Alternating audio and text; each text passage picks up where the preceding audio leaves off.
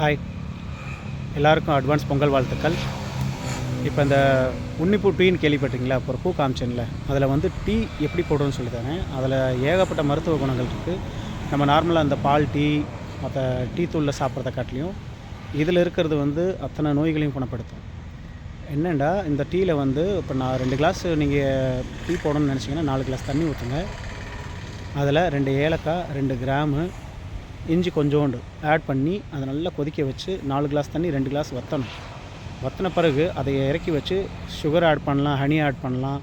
அதுக்கு மேலே ஒரு எலுமிச்சைப்பழம் பொழிஞ்சிட்டு நல்லா ஆற்றி அதை குடிங்க.